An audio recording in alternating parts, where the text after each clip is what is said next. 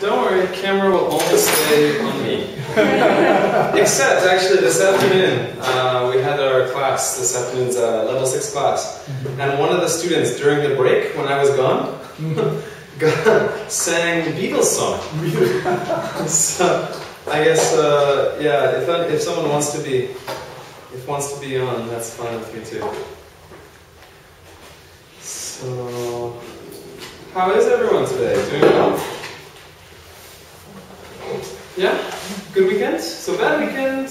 Hangover? Hangover, okay. 2 days. 2-day hangover, that's gotta be a really good record, maybe. I've never had a 2-day hangover. I often do that. So what do you, I mean, to get that kind of hangover, are you like mixing lots of different kind of alcohol together? Like, this weekend I mixed up with Japanese wine and French wine and beer and Chinese liquor and so like all mixed together? All mixed together. So that's okay. So that causes more problems, I guess. Alright, well, hopefully next time you can have some more self-control. Maybe. What do you like when you get really drunk?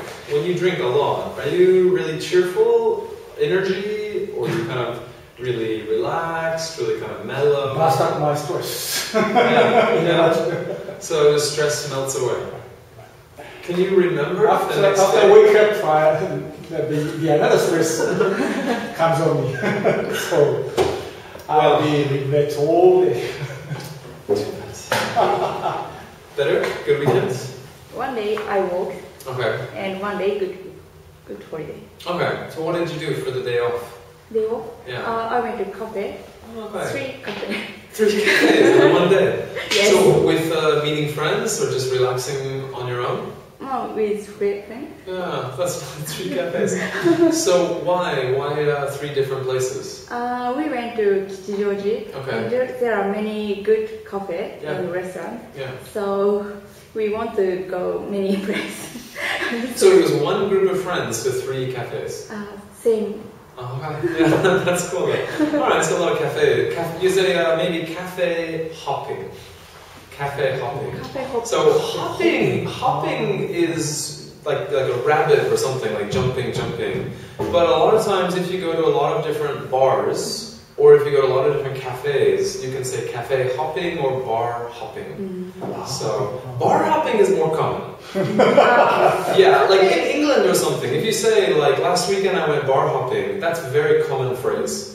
Cafe hopping, maybe I just invented. The restaurant name was cafe, but maybe cafe. So mostly restaurant or bar or something. Cafe, yeah. Alright, yeah. But yeah, hopping, cafe. Yeah, so sounds good. What did you do for the weekend? I went to see a play. Yeah, what did you see? Play performed and directed by the member of Lion. Oh yeah. You went to one before, right? That was a solo performance, but this time I went to see a play directed and written by him. Was he in it as well? Yes. Okay. So yeah, as an actor and a director and the scenario writer. Okay. So what was it about? Was it pure comedy or? Comedy, but including some social theme. The title was Lo Shaha. Do you know that? Lo Shaha. Maybe the German psychiatrist. And when you drop ink on the paper. Oh yeah, that's called an ink blot test. Ink blot test or Rorschach test. The title Rorschach. Okay. It's basically, he's a comedian, so the very funny story, but including the social theme, the prejudice and war and the human beings' nature. Is it set in a modern time period? Modern time? Yes, I think so. Okay. Is it like a continuing performance? Or just like a one time or 2 times? 2 years ago, it was the first run. And this Alright, so it's the same play? Yes. The first one, and this time is the second one. Okay. Did you see the first time? No, it was us. Oh, that's cool. Yeah. It looks like kind of low shock. Yeah, a little bit maybe. Yeah, people can like identify different pictures, their own ideas or something. Yeah. What do you think? Do you like this painting? So. Not so much. For some reason, I kind of liked it. I saw it at the National kind of Modern Art Museum near Roppongi Hills, near Tokyo Midtown, a couple of years ago. I don't know, something. I kind of liked it for some reason.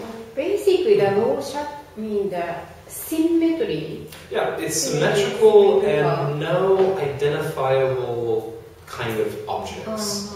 You can't, like, this is not quiet, because you can see human shapes and so on. But yeah, Rorschach, completely unidentifiable objects, and then your brain creates the image. And then the psychiatrist kind of interprets it, what it means from that. Have you ever tried a Rorschach test? Yeah, I've never tried either. But it looks kind of interesting. So, sounds good. I mean, plays are your passion, so I guess that's a good weekend for you. Yeah. Stama, how was yours? 2 games on. Okay, so pretty busy. But in my schedule, I have only 1 game on Sunday. However, one of my friends became sick, so I substitute for him on Saturday. Okay. So when you're officiating a game, when you're refereeing a game, is it very tiring for you? Because I know the players, of course, running and working very hard. I'm wondering for a referee, is it very tiring? Sometimes I'm tired. Yeah. High scoring game is we have to also run. So run a lot. Okay. Yeah. I mean, it's good exercise. So no gym membership fee. It's good. Alright, so that sounds alright. Busy, but sounds good. And then your back is better now? Thank you. Yeah? Almost normal. Okay. Yeah. That's really good. So what did you do for the weekend? Weekend on Saturday I came to Athene at 9:30 in the morning and stay at till 6:30. Alright, so pretty long today day.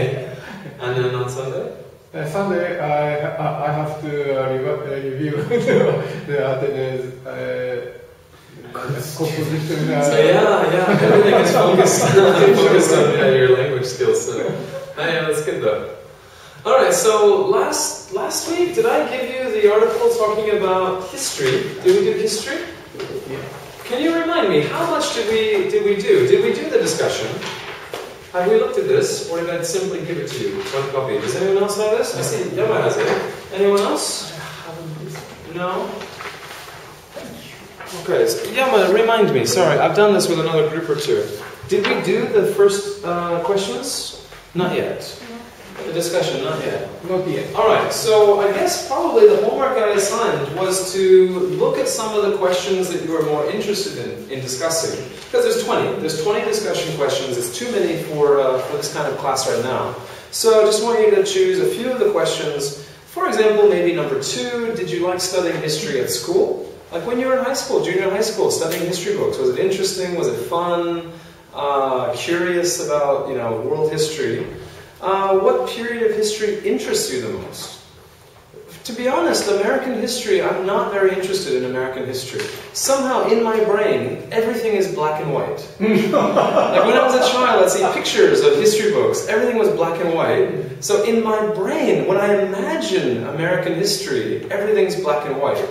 And so it's a little bit boring, a little bit dull. But when I imagine maybe Roman history or Greek history, everything's in color, and I like that time period. I like those kind of ideas, the Greek myths and Homer and things like that. So I like a lot of the ancient European or ancient Roman Greek history. And that's kind of my preference.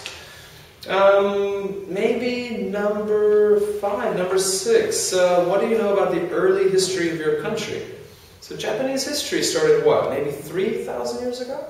2000. Historical records. Like people writing documents, recording events, about 2000? 1800 years. Okay, okay. So the line of emperors, only about 2,000 years? It depends from where you count on the Okay, okay. That makes a difference, the interpretation. Okay, so are you interested? Do you know much about it? And maybe number 6, what do you think about the overall history of your country? Are you proud of Japanese history, proud of Japanese kind of improvements, accomplishments, things like that? If you think about maybe African history, or maybe Jewish history, that's a very difficult history. There's been a lot of problems, a lot of difficulties for many, many, many centuries. But if you think about Japanese history, overall, the way the country developed, the way that things have happened, are you proud of it? Or are you think it's very interesting, very good history? Yeah, how do you feel about that kind of thing? Maybe number 8, what period of history would you like to go back and live in? Let's say for 1 year. We're not talking like a day or a week. You go back and you live for 1 year, you get to know the people, you get to know the cultures, and then you can come back to the present day if you want to.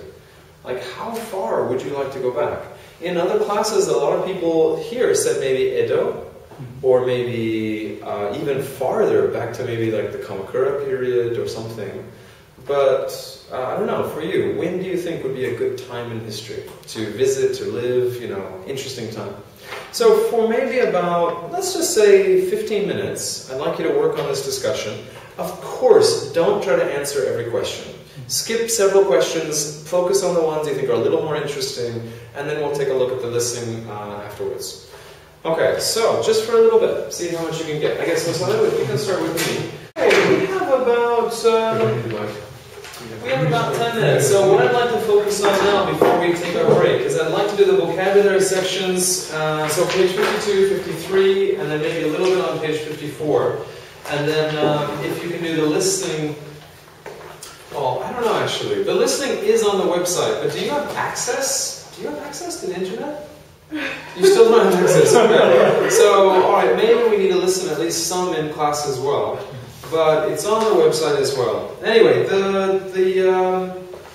the center kind of focus is going to be the Silk Road, which was one of the major trade routes in the world for about 1,500 years, linking China to the Western world, to Europe. And, well, first of all, then, I guess let's go ahead and take a look at the vocabulary, page 53. We have 10 key vocabulary. First one, network, alternate, dynasty, conflict, recruit, decade, respectively, peak, prosperous, and decline. All right, number 1, network.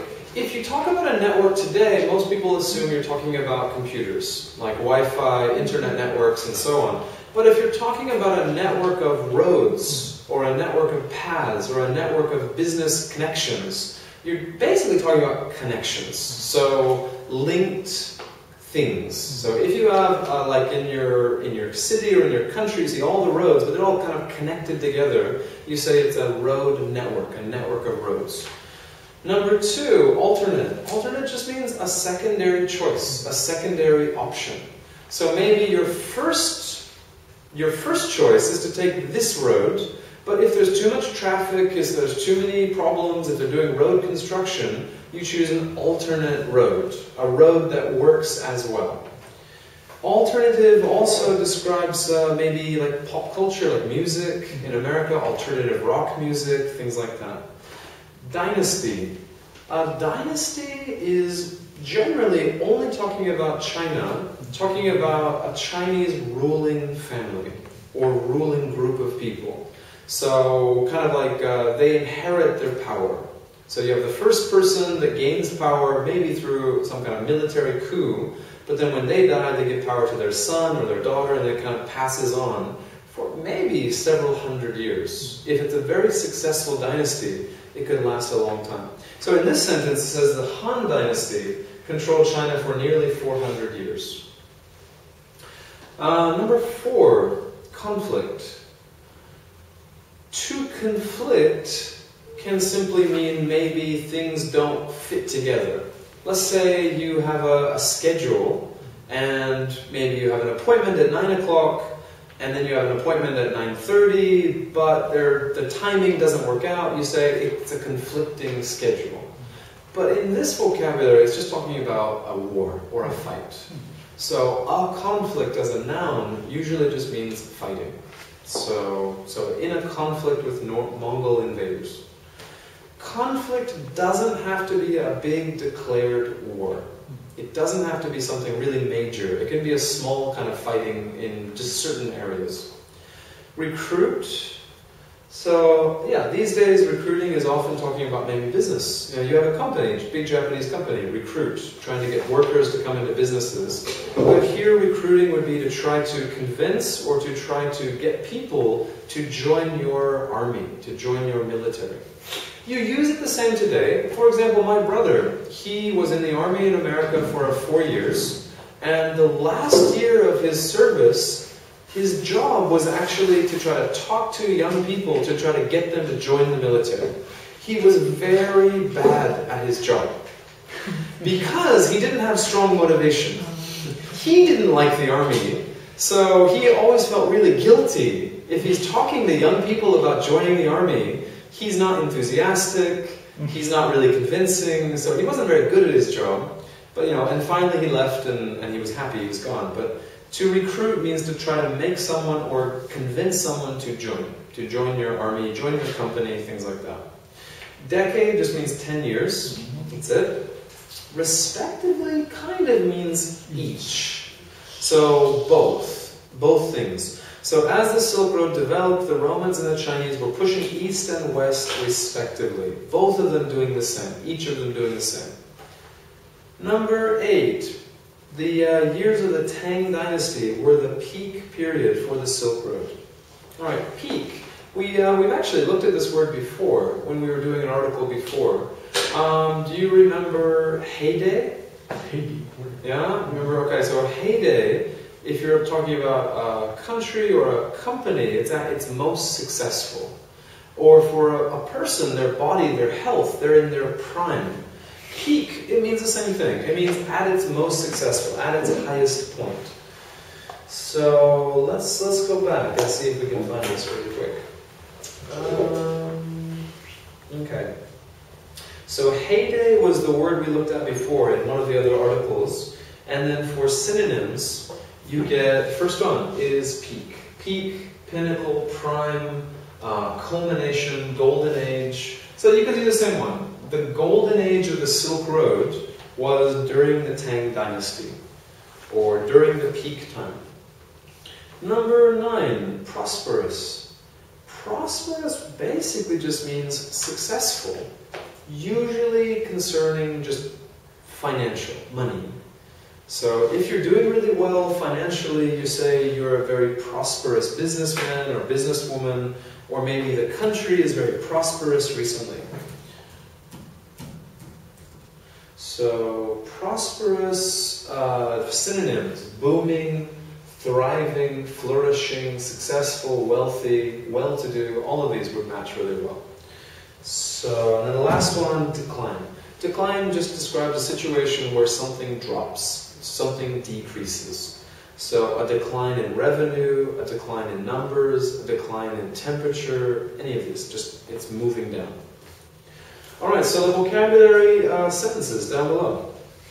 Number 1, the government needed to recruit. More men for the army. Recruit. Number 2, traders traveled various directions through network of routes. Many people became prosperous and could buy luxury goods. Trade increased for hundreds of years and then started to decline. And instead of saying the years 1990 to 1999, people often refer to that decade as the 90s. Okay, next page, we have a few more. Number 6. Conflict between two countries can last for many years. China was ruled by different dynasties for thousands of years. There were many traders in Rome, and I forget the pronunciation. I think it's Chang'an, or today is Xi'an. Xi'an?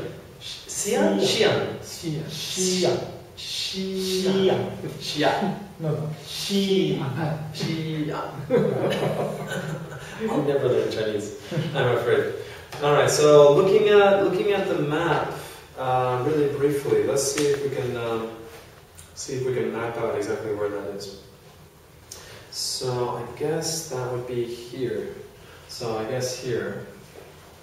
And so I guess the main route started here and then kind of continued on through maybe Afghanistan or through the other stands and then ended up in Europe. But there were also alternative routes. There were other ways they could travel. So let's see. China was ruled by different dynasties, traders in Rome, in other words, from Italy and China, respectively. Number 9, during peak travel on the Silk Road, large caravans of camels with traders left Chang'an daily.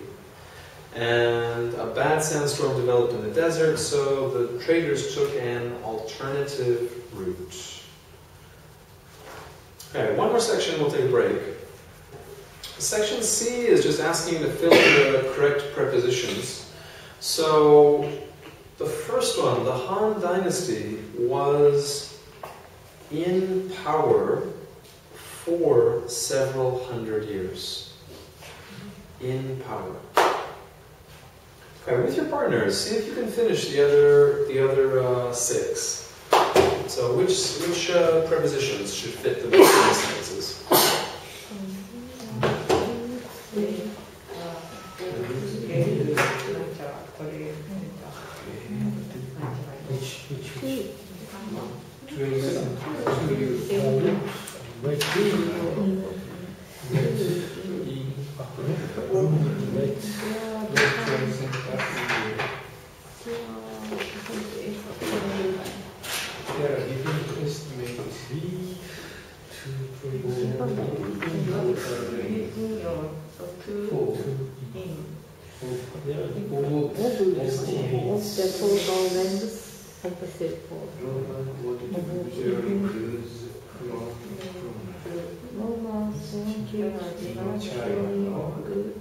From China in particular.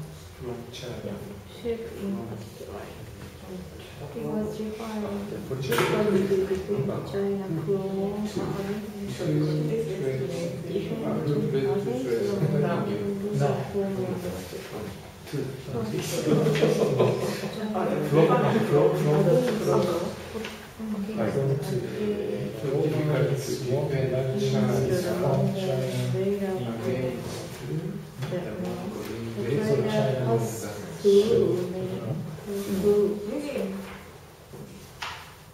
many small towns in Central Asia, the traders exchanging goods and trade secrets. Okay, let's check really quick. So number 2, the trade routes led 2 trade centers in Europe. Different estimates of the total length of the Silk Road. The Romans wanted luxury goods from China, silk in particular. So silk in particular just means especially silk. Maybe they wanted spices, maybe they wanted other kinds of goods, but the silk was the most important, the best thing for them. Number 5, it was difficult to defend China against the Mongol invaders from the north. So the Mongols were the group of people that had the most famous leaders would be Kublai Khan or Genghis Khan. I don't remember how they were related. Were they father and son, or grandfather and grandson? How were they related? Father and son. Was it father and son? I don't know. Father and son. They're not in my dictionary. I have to look them up later. But yeah, they're. So which one attacked Japan? Kublai. So Kublai Khan and the son, or just him? Just him. Twice. Twice. How many years between? 7 years. Okay. And really bad luck for him. He intended to be another one after the second one. Yeah. For trying the invasions from China to not China, the Chinese government never admitted this is China's. Sure. It's another dynasty. So, not China, but. So why did he want to come to Japan? Did Japan he wanted to conquer it for the territory, just for fun? Or did he want it because Japan was very rich in resources at that time? Or what was the reason to try a second time, to really try hard? In fact, he wanted to try to invade to the south of China.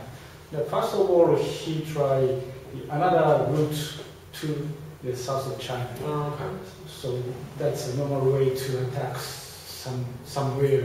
Okay, so he was trying to kind of encircle or something. Okay. Well, it didn't work out for him. That's too bad for him, I guess. So against and then from, traders passed through many small towns in Central Asia, and the traders exchanged both goods and trade secrets. So, do you know much about Central Asia? Do you know many of the countries in Central Asia? No. Like, if someone gave you a blank map of Central Asia, how many countries could you write in?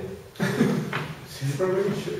Like Afghanistan, Pakistan. Afghanistan, Pakistan. Okay, you could find. Okay. Uzbekistan. Uzbekistan, Tajikistan.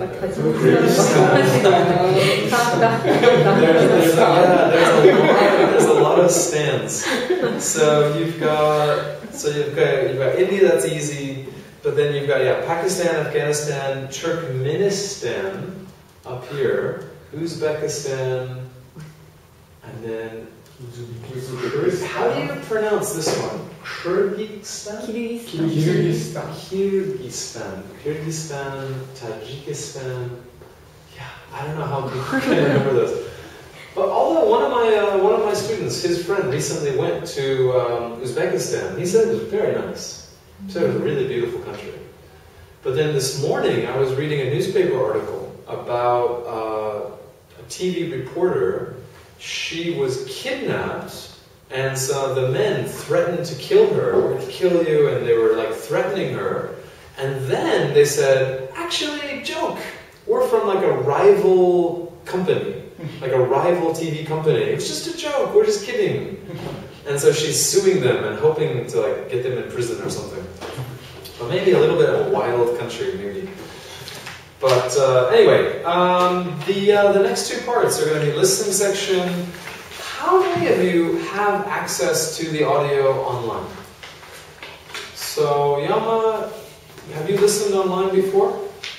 One. I download PM3 file. Yeah, okay. But you know how to do it? Okay. Okay. Okay. Can you do it? Is it okay? You haven't done it. Can't do it or haven't done it? Haven't.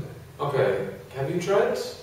Never, but I can do that. Okay. Do you know if you could try it? The reason I'm asking is because these lectures, they're kind of long. They're like 7 minutes. And it's something I'd rather not do in class. I'd rather you do it on your own. We can in class, but it's just taking up a lot of extra time. So if you can use the website and use the website to do the audio, that would be better. If you don't have access to the internet, if you can't find it, then maybe I could give you like a USB copy or something like that. I can just give it to you. Do you have a USB copy today? Yeah, I have. Okay, if you would rather give you a copy now, that's very easy. And then, but if you can, I mean, it's really convenient on the website as well. So, okay, yeah? Alright, so anyway, let's take a quick break. And then for homework, I would like you to do the listening. I have no idea. Well, space is of like 2 megabytes, 3 megabytes. It's very small. So, Gigabyte. yeah, no problem. Yeah, it's like, I give you the whole book. That's really easy. Yeah, no problem. Alright, so anyway, take a break, and then we'll work on our textbook. A little bit of the worksheet and then some textbook after that. Alright. Well, yeah, if possible, if you can think we can do this for homework, for listening, and we can check it next time. So let's do that for later. Do all of you still have your worksheet? Do you have this? So this was, so Tomoko, you have it. Who else? Anyone else need it? So this was the chapter 10 kind of worksheet. Anyone else? No? Yeah? Okay. So last time we did the vocabulary section, the very first, the crossword puzzle. We also did, I think, up to 73, finished 73, and 74, I think, except for we didn't do the what is it? How do you say it? Feng shui? English we say, I think, feng shui or feng shui. But yeah, Japanese. Now this is a reading section. I think you can do this on your own pretty easily. So on page 75, they have the full article, and if you want to read it and go through vocabulary, that's fine. For today, I'd like to do section 7, section 8. That's it. Section 7, section 8. So page 76, and then part of page 77. The first section is just some vocabulary, some phrases, and then a little bit more work on the future simple, future perfect, future continuous. So, section 7. Let's see if we can match these up. First one, deep in conversation with someone. Have you heard that expression before? Do you know that? If you say they are deep in conversation. Okay, deep in conversation is often talking about people who are discussing something quite serious. Very commonly, like a romantic couple. It doesn't have to be a problem. It can actually be something very positive. They really like each other. It kind of means that they're not distracted at all. Like they're sitting, they're talking to each other, and they're not looking at mobile phone, they're not looking at people around them, they're just really focusing on each other. You say you're deep in conversation, so some kind of very focused conversation. Number 2, you would join a chat room. F, join a chat room. Number 3, have a chat with someone. B, have a chat. Chat is more like a casual conversation. Alright, number 4, text. Now, text can mean just like you see writing on paper, that would be text. But this is a verb, to text. And a text and an email is the same. Wait, it's the same. If you say, I'm going to text you a message, I'm going to email you a message, it's the same. So if you say to text and email, it doesn't work. It's redundant. You don't need to do 2 doubles. So this would just be text someone. You email someone.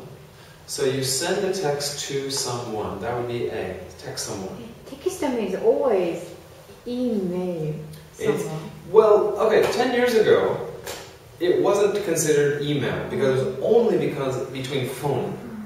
And you weren't using an email service. You weren't using Hotmail or Yahoo or something like that. It was just like basic kind of, 10 characters or 20 character message. But now every phone is connected through the internet, so now everything is now called email.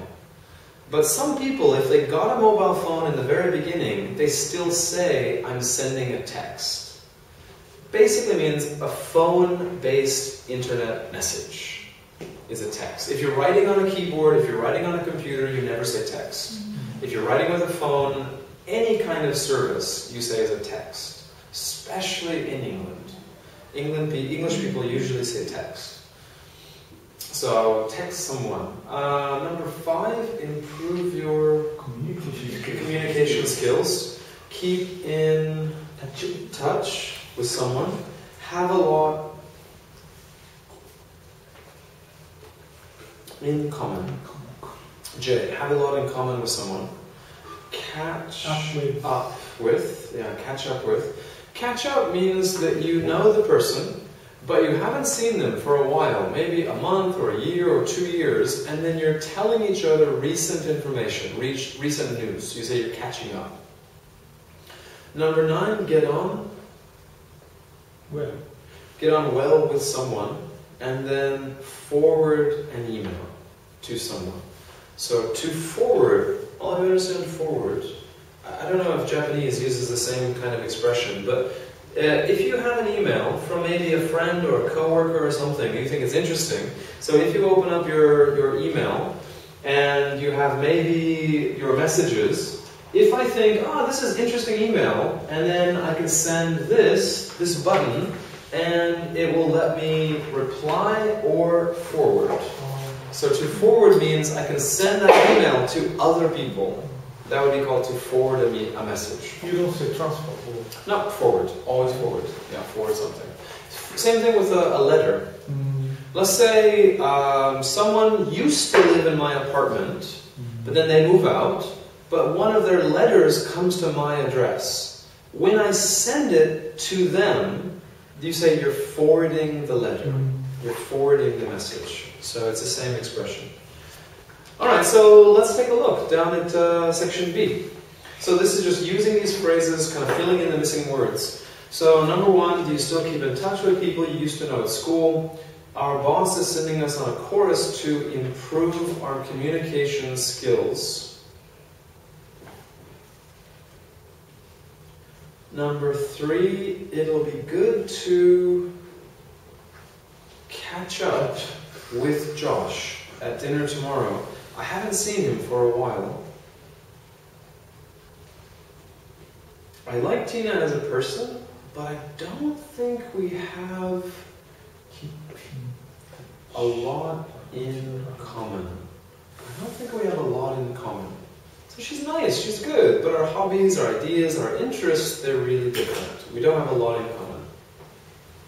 Alright, so for a few minutes, check with your partner, see if you can figure out these, the rest of these, and then we'll move over into section 8 after that.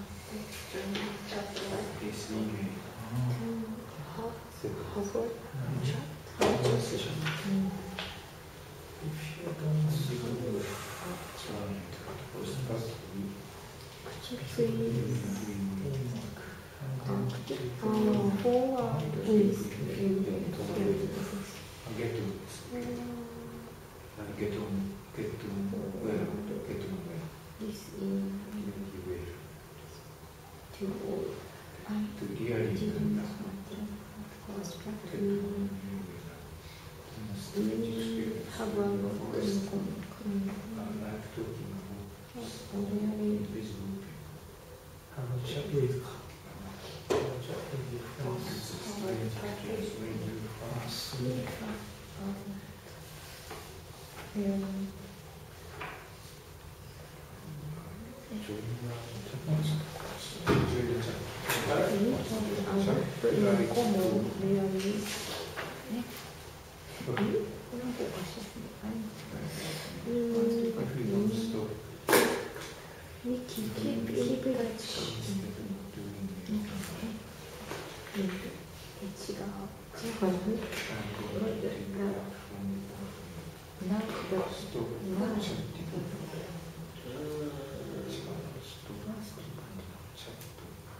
If it was with your friends, that would be okay.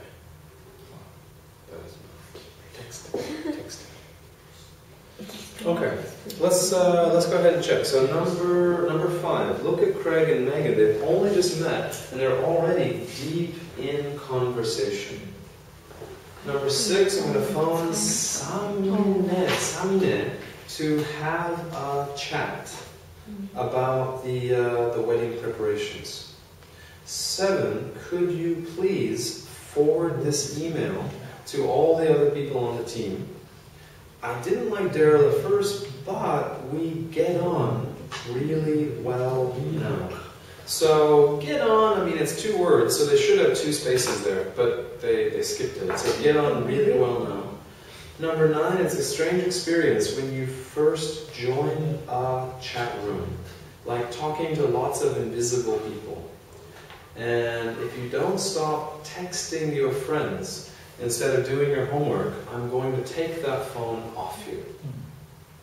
Yeah, one of my students at the high school yesterday, she was telling me, not yesterday, last week I guess, she was telling me that once, several months ago, her father was really angry with her because she was kind of surfing the web on her iPad when she was supposed to be studying. And I'm not sure the exact situation. Maybe he told her many, many times, but he actually broke it. He broke her iPad. She said that he took it and just kind of ripped it apart.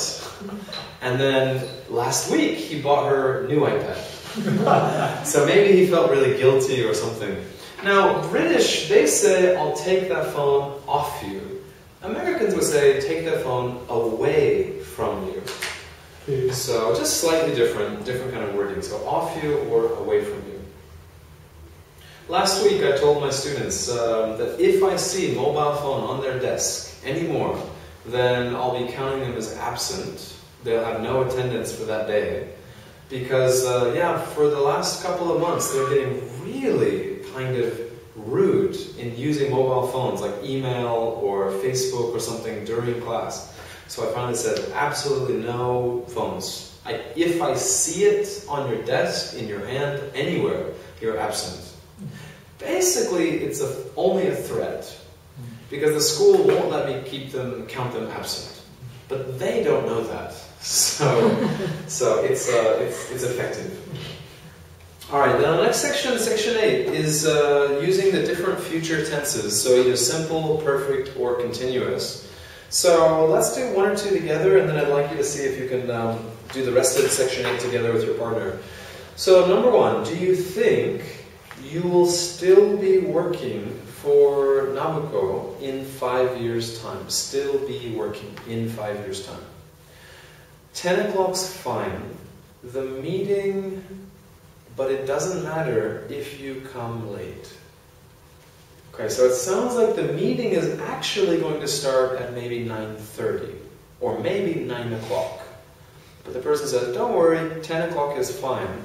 But the meeting will already have started. The meeting will already have started, but it doesn't matter if you come late. Number 3, I'm afraid we can't use the school hall on Saturday afternoon. The decorators won't have finished by then. Won't have finished. Your uncle will be exhausted when he arrives because he'll have driven all the way from London. He'll have driven. So with your partner, I'd like you to see if you can do, how much time do we have? Now, let's do the last three together. I'd like to do section B with your partner. So, number 5. Don't phone before 2 because we'll still be having. So, at 2 o'clock, we're not finished yet. We're still in the middle of having lunch. So, we'll still be having lunch. Number 6, don't worry. I'm sure Dr. Jensen will know the answer. And number 7, I'll be going past the supermarket on my way home from work anyway, so I can pick up some wine then. Alright, be going past. It kind of means that between my home, between my work, the supermarket's maybe right in the middle. It's very convenient. So I pass it every day anyway. So tonight I'll be going past. I can stop, I can pick up the wine anyway. It's not out of the way. Have you heard that expression? If you say something is out of the way? No? Alright. Think about it like this.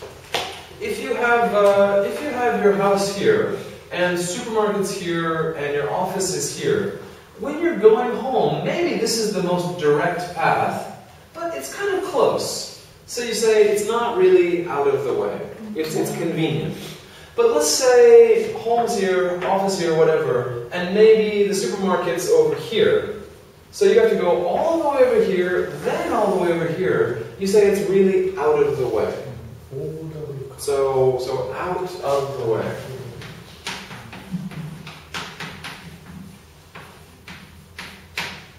So you could either say it's on the way, which is convenient, it's a good location. I don't have to travel very far differently. Or out of the way means, yeah, very inconvenient. I have to really take an extra trip to get there. So this person says, you know, it's right there. I'm passing it anyway. So I can just stop, get the wine, and then continue. It's no problem. It's easy, very convenient. Okay, so what I'd like you to do is section B with your partner. I'd like you to see if you can correct the mistakes in these small dialogues. Most of them you could probably correct just because it sounds pretty unusual, pretty different. Number 1, or A, secretary. There's 2 mistakes here. It says, when your plane gets in next Monday, a representative from our company, Mr. Hashimoto, will be waiting for you. How will I recognize him? He's quite tall. He'll be holding a sign with your name on it. He'll be holding. So that's the mistake. If you have any problems, just phone us immediately. So he'll have held a sign is not correct. He'll be holding. Alright, so B, C, and D. See if you can find the mistakes with your partner, and then just read the conversations 1 time or 2 times, just really quick.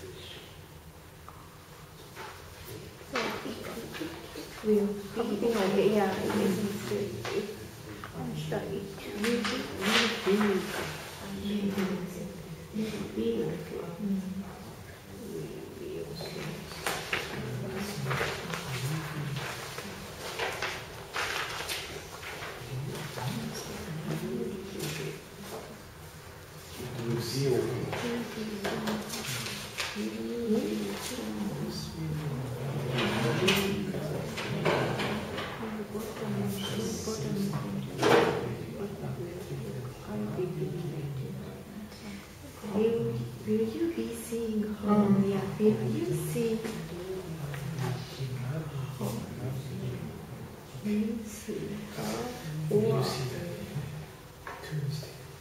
I want to see her. Will you see her? Will you see her? Will you see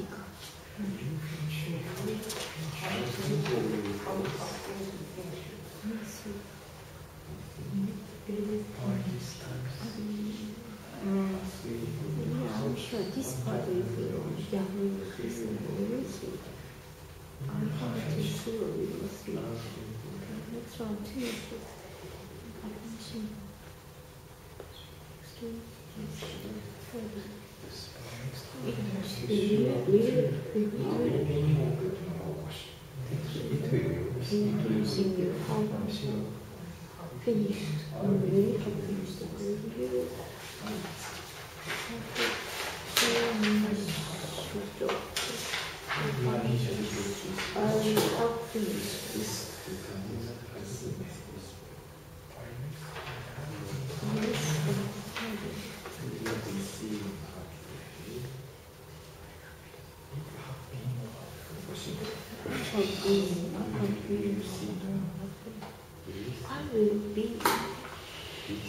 Which one?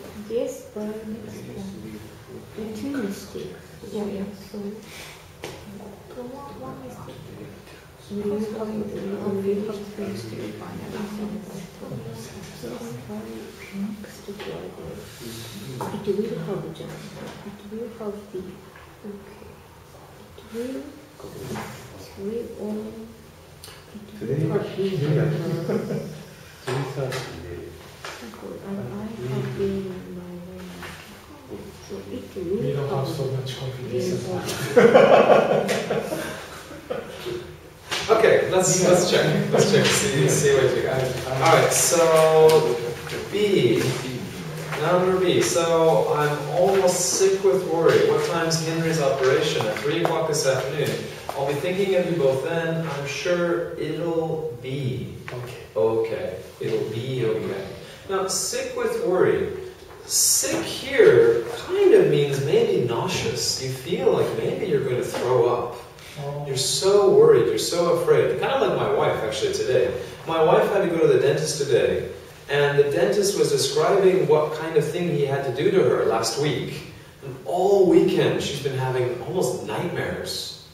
They had to take out one of her fillings, and he said, maybe we have to remove one of the roots of your tooth. And all of these kind of surgical procedures, she's terrified of the dentist. So she was sick with worry. Like physically she felt sick because she was so scared, so worried. So that's sick with worry. Conversation C. I need to get this disc to Anne as soon as possible. Will you be seeing her today? Yes, we've got a meeting with the sales department today at 3:30. I'll get it to her then. Or you could say, I'll give it to her then. So, but not giving. I'll get it to her, I'll give it to her. Would be okay. I'll give it to her then.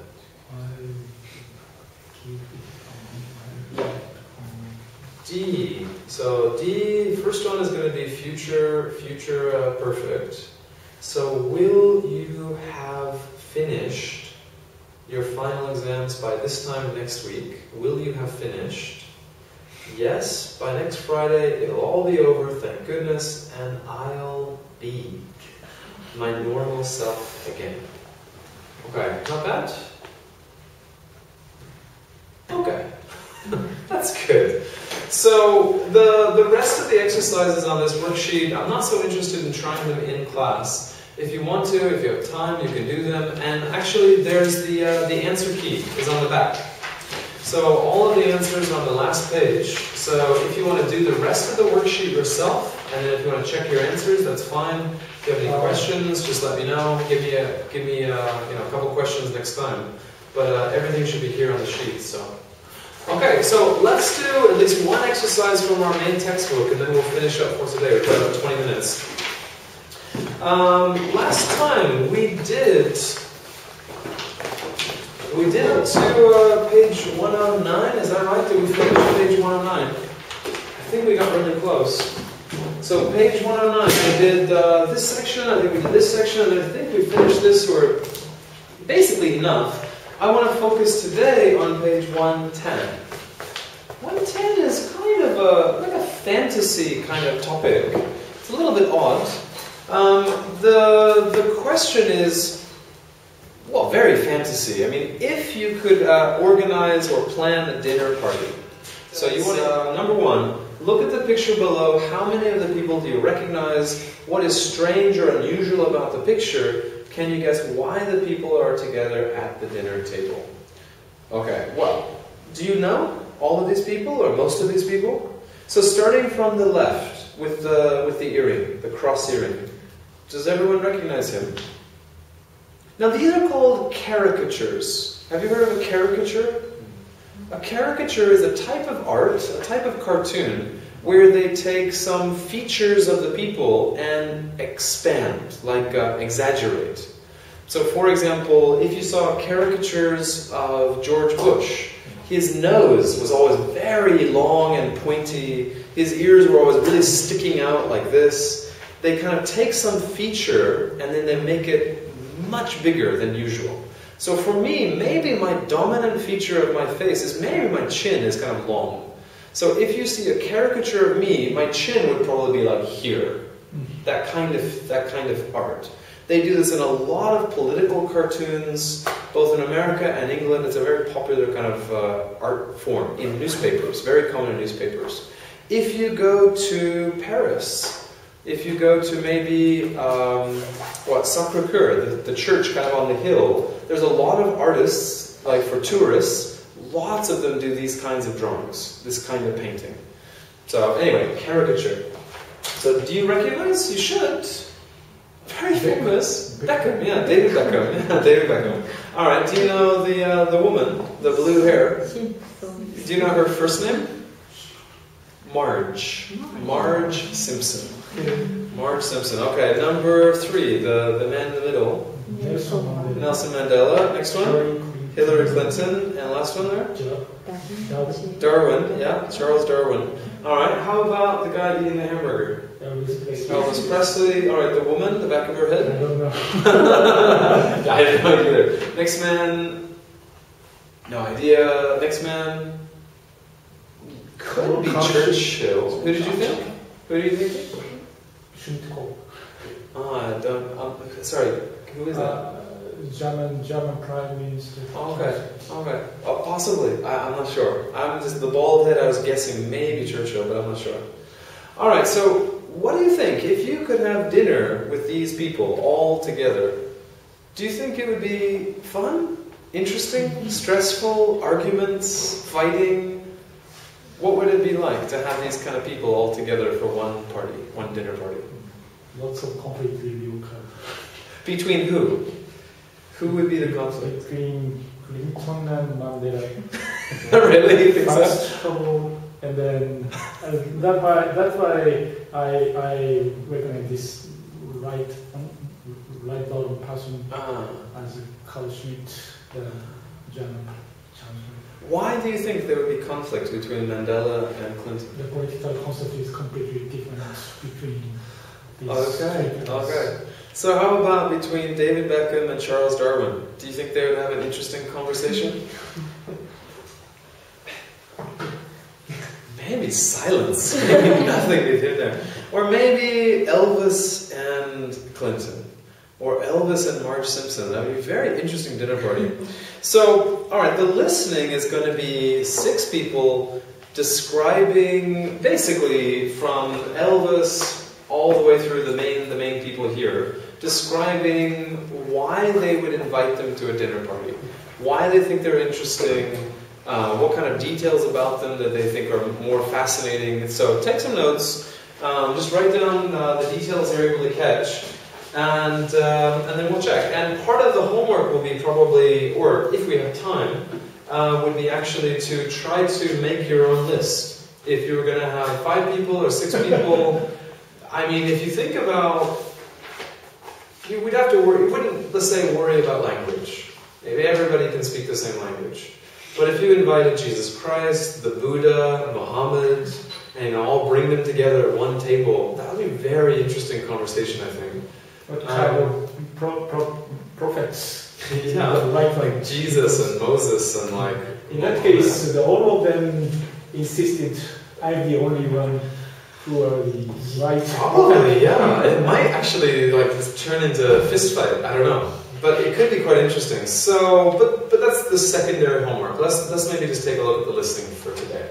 So, listening, first person, what did they see as as the qualities they look for an interesting dinner partner.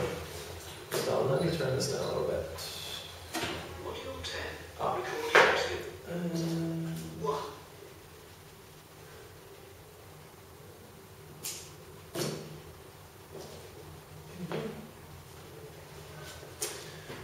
Okay, I choose Hillary Clinton. She's always fascinated. 1. Module 10. Recording 2. 1. It's Hillary Clinton. She's always fascinated me because I think in a way she was like the power behind the throne when her husband was president. She always seemed to be the driving force behind it, and I reckon she's a very tough cookie, and I think conversation with her would be really interesting. I'd like to ask her, how she put up with him when he was carrying on as he did. And also, you never know, she might just run for president herself. That'd be extraordinary, wouldn't it? 2.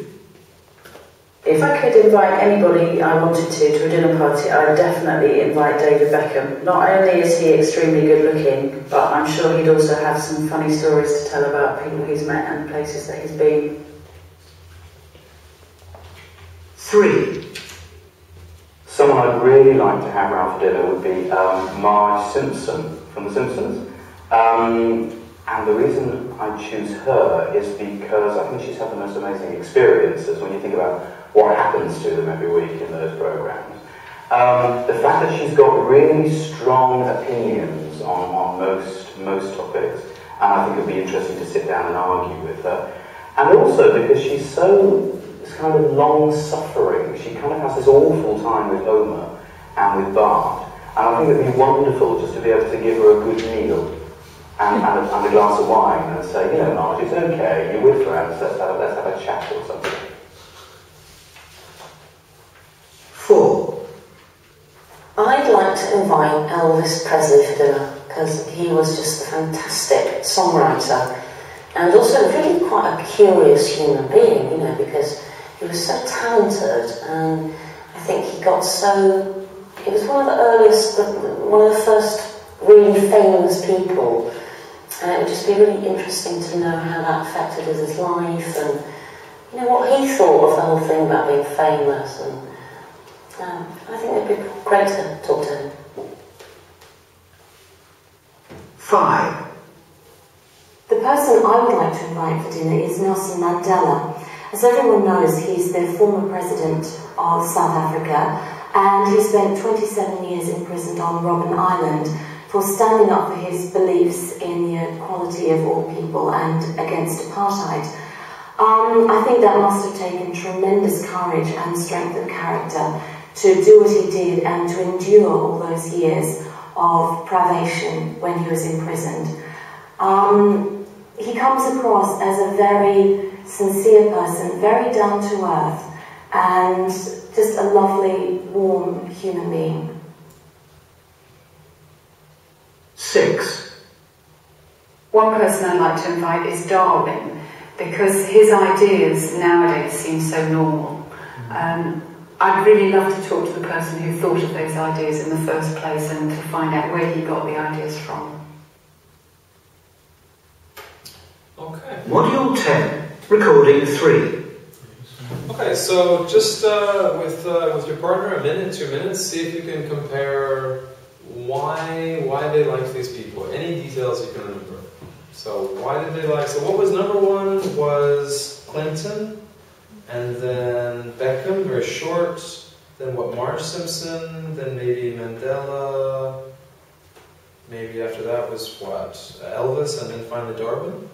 So what details? What did they like about these people? What can you remember? Okay, let's go back and let's listen just to each one, and I'll just one person, then I'll pause, see if you can remember some details. Module 10, recording 2. 1. Okay, well, I choose Hillary Clinton. She's always fascinated me because I think, in a way, she was like the power behind the throne when her husband was president. She always seemed to be the driving force behind him, and I reckon she's a very tough cookie, and I think conversation with her would be really interesting. I'd like to ask her, how she put up with him when he was carrying on as he did. And also, you never know, she might just run for president herself, and that would be extraordinary, wouldn't it? Okay, why does he like her? Why does he want to invite her? Check the 3 part.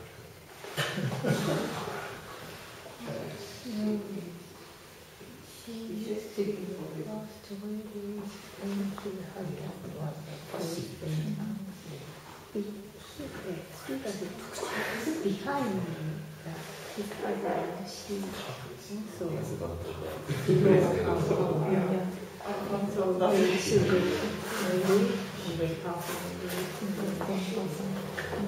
so she would be a pleasure.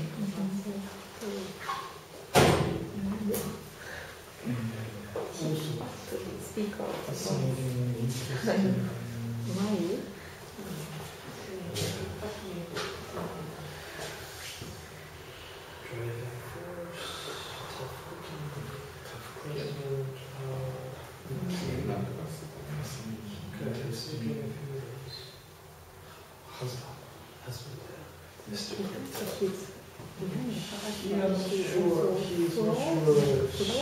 why? He was thinking, so this textbook and the recording was before she was trying to become president last time. So this textbook is probably 6 years old or so. So he's predicting maybe she'll try to be president. Yeah, and then actually she did, so it's a good prediction. Whoever was writing this textbook had a good idea. Alright, so she says, okay, well, I choose Hillary Clinton. She's always fascinated me because I think she was like the power behind the throne. Right, power behind the throne means the real power in the situation. If you have maybe a king, or a president, or a queen, but actually the real power, the real intelligence is maybe an advisor, or maybe the husband or wife, or something like that, you say the power behind the throne. So she thinks, or he thinks, okay, Bill Clinton, yes, he was the president, but the real strength, the real power was probably Hillary Clinton. That's what he thinks. So when her husband was president, and she always seemed to be the driving force behind him, again, same thing, the driving motivation, the force of power, I reckon she's a very tough cookie. What is tough cookie? Yeah, strange expression, huh? I mean, a cookie is like a dessert. It's some, very nice, delicious, sweet dessert. But if you describe someone as a tough cookie, almost 100% women, you describe a woman as a tough cookie, it just means a very strong, confident, tough woman. It's a very strong character. You say it's a tough cookie. Because it's... I don't know. I have no idea why it's a cookie. Yeah, a tough muffin, a tough cookie. I don't know why. But such things, I think having a conversation with her would be really interesting. I'd like to ask her, how she put up with him, so Bill Clinton, put up with him when he was carrying on as he did. Okay, carrying on is more of a British expression. It kind of means doing some bad behavior. So Bill Clinton, he had his kind of affair with Monica Lewinsky. He was lying, not a very good husband. And so he's wondering, why did you support him? Why did you stay with him? Why did you put up with him when he's carrying on, doing this bad behavior? He's curious, he wants to ask her. He has already written in books. My life. Yeah. But he wants to talk to her. So, alright, and then finally he's saying, also, she might just run for president herself. That would be extraordinary, wouldn't it? And, I mean, she did. She did run for president, so it kind of fit. Alright, next one was David Beckham. If I could invite anyone to a dinner party, I'd definitely invite David Beckham. Not only is he extremely good looking, but I'm sure he'd also have some funny stories to tell about people he's met and places he's been. Do you agree? Do you think David Beckham is extremely good looking? No. Okay, you're a man. Maybe you don't count. Maybe. Ryo, what do you think? Good looking, maybe. Do you think? Good looking. So, quite good looking? It's great. Okay, so depends. Maybe you're thinking mostly about, My wife's impression was like this. His voice sounds like dark sounds. Yes. His voice has two problems. Number one, it's too high pitch. It doesn't suit his body image or something like that. And two, he's using kind of a lower class British accent. So if he was speaking like very proper, educated Queen's English, it would sound much better, but he's using a bit more like a local accent, local dialect. So yeah, something like that, yeah. So it doesn't sound so good. But worse than him is Mike Tyson. Have you ever heard Mike Tyson speak? I heard. Amazing. He's this big, tough, black boxer, and he has such a high voice. It completely doesn't match. His voice and his body don't match at all. It's really strange. So, alright, so number two, she likes him. If I could invite anybody I wanted to a dinner party, I'd definitely invite David Beckham. Not only is he extremely good looking, but I'm sure he'd also have some funny stories to tell about people he's met and places that he's been. 3.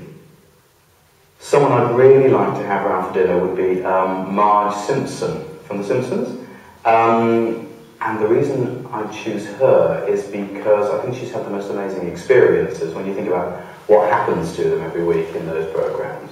The fact that she's got really strong opinions on most topics, and I think it would be interesting to sit down and argue with her.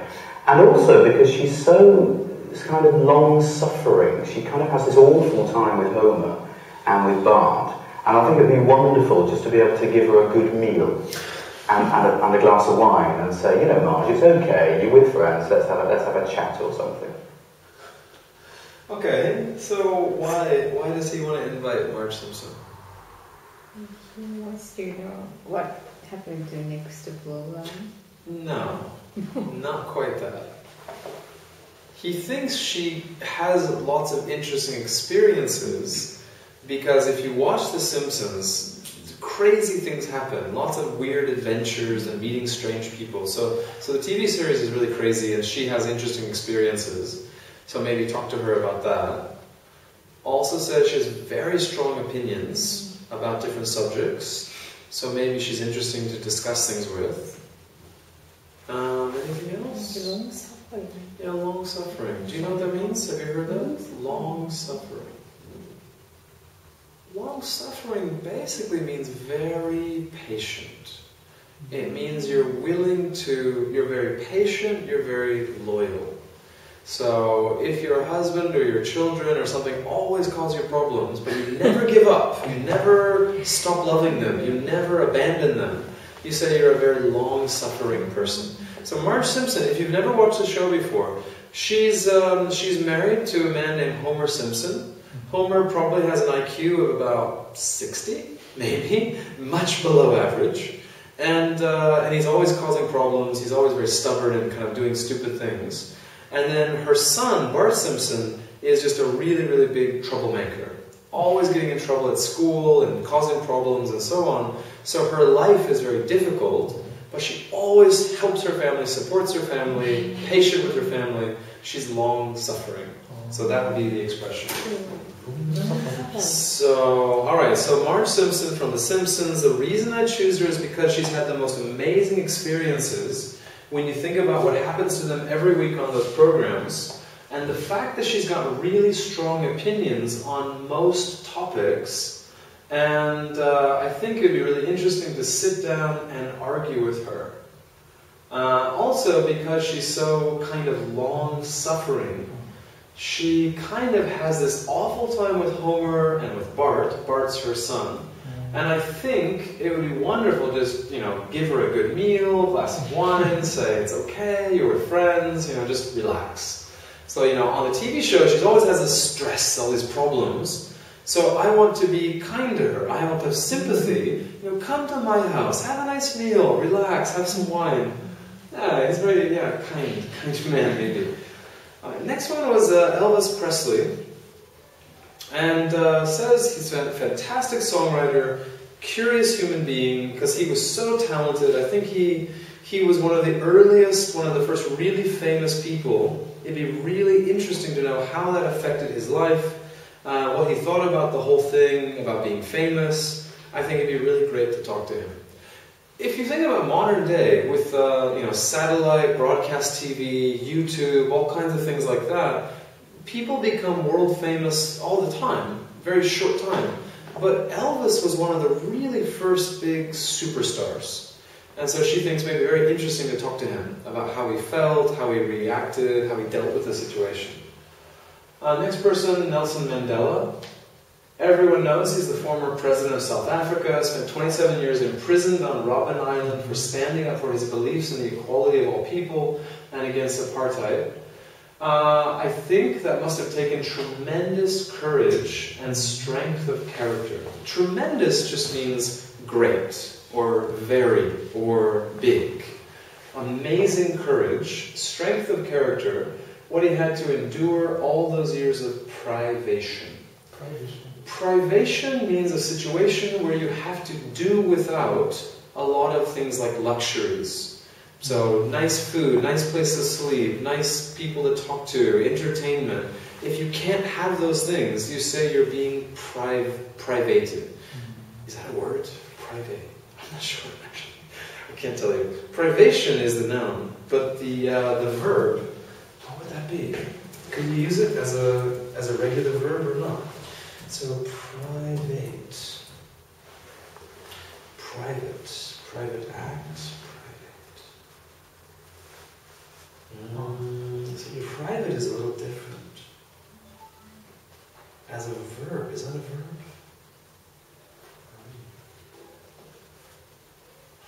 It's an adjective here, it's a noun here, but as a verb, I'm not sure. Okay, let's look at privation, and then maybe they can change it. So privation.